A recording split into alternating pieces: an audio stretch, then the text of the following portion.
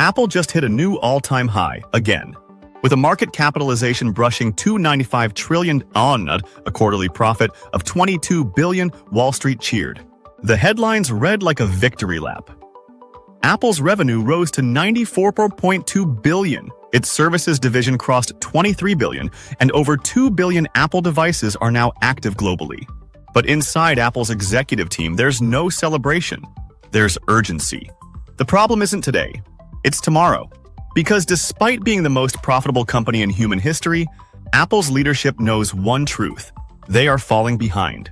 The next tech supercycle isn't phones or wearables, it's intelligence. And Apple, despite all its hardware brilliance, has become a laggard in AI. The company that made the iPhone, the iPad, and the smartwatch essential can't even make Siri smart. And the numbers back it up. While competitors are projecting double-digit compound growth through AI services, Apple's expected annual revenue, CAGR from 2025 to 2029, is just 3.9%, lower than Microsoft, Meta, and even Amazon. Its valuation, however, is trading at 32x earnings, with an enterprise value to free cash flow multiple exceeding 40. That's growth company pricing for utility-level expansion. Something doesn't add up. And it's even more troubling when you consider the company's R&D positioning. Apple has no open-source AI models, no visible foundation model research, no academic leadership. Its only known AI initiative, Apple Intelligence, relies heavily on outsourcing, cloud-based inference through third-party chips, and a series of partnerships that betray its once sacred vertically integrated model. This isn't a strength play. It's a desperation move. Internally, Apple is rumored to have scrapped 3 separate LLM projects due to performance issues. None met competitive standards. What followed was a frantic series of acquisition offers to AI startups, including one that would represent the largest AI buyout in consumer tech history, aimed at plugging capability gaps. But here's the twist. Apple isn't trying to lead in AI. It's trying to disguise how far behind it really is. That's why features like AI writing assistants, transcription, summarization, and image generation have been postponed. In fact, AI functionalities announced with iOS 18 were missing from developer previews and are now rumored to be delayed until Q3 2026, well after rivals will have embedded LLMs into daily user experiences. But the danger to Apple isn't just technical, it's existential. Apple's biggest growth engines, iPhone, Mac, and iPad, are all slowing. Smartphone sales are near saturation globally, with unit growth below 1%. The average selling price of iPhones is peaking, and early reports suggest iPhone 17 Pro Max units may underperform due to component shortages tied to India production delays. And that brings us to the supply chain. Apple's attempts to diversify away from China have stalled. Foxconn's new plant in Tamil Nadu has missed 3 major production milestones this year. Tariff exposure from US-China tensions is expected to cost Apple nearly $1.1 billion in gross profit by year-end. Manufacturing delays are cascading into missed retail targets, and yet the company continues to sink billions into stock buybacks instead of investing more aggressively in AI infrastructure. Apple spent $22 billion in share repurchases last quarter, more than Amazon's total AI capex. But that repurchase strategy is reaching its limits. As interest rates stay elevated and growth stagnates, buybacks are no longer boosting EPS at the same pace. The illusion of compounding value is breaking.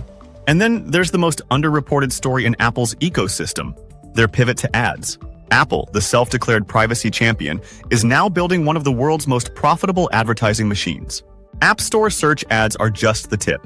With control over Safari, Apple News, Apple TV Plus, and Maps, the company is quietly embedding first-party ad infrastructure across every surface it controls.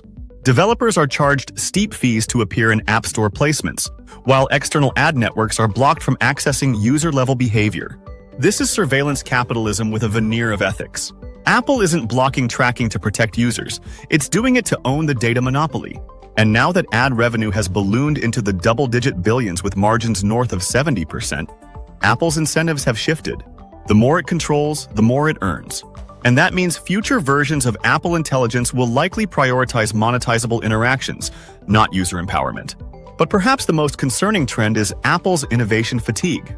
Between 2021 and 2025, product cadence slowed dramatically. The Vision Pro, once hyped as the next iPhone moment, has seen demand crater by over 80% after launch. Returns outpaced new purchases in several European markets. The Apple Watch Ultra 2 failed to meet internal sales thresholds. Even MacBook shipments declined year over year despite refreshed silicon. Internally, engineers are raising flags. AI teams report lack of clarity, poor cross-functional alignment, and shrinking compute access compared to Meta and Google. One insider said, "The culture still treats software as a support function for hardware. That worked in 2012. It doesn't now." The only thing that is growing at Apple today is skepticism. Wall Street analysts are beginning to revise their 5-year targets downward. Hedge funds are quietly rotating out of Apple into Nvidia, Broadcom, and even TikTok's parent company ByteDance. They're not shorting Apple, they're just no longer buying the dream. And Tim Cook knows it. That's why he told his executive team last month, "This is our moment. We cannot afford to be left behind." But leadership isn't just about awareness. It's about action. And right now, Apple's actions look more like brand maintenance than moonshots. A new iPhone color, a new watch band, a slightly smaller bezel. These aren't innovations, they're distractions. The truth is, Apple today looks more like IBM in the 90s. Dominant, profitable, respected, and utterly unprepared for the paradigm shift ahead. If it doesn't ship working transformative AI by 2026, Apple risks becoming a luxury device seller with no intellectual engine. A company whose future depends on its past. A brand drifting toward irrelevance. And for a company once known for changing the world, that's the most dangerous position of all.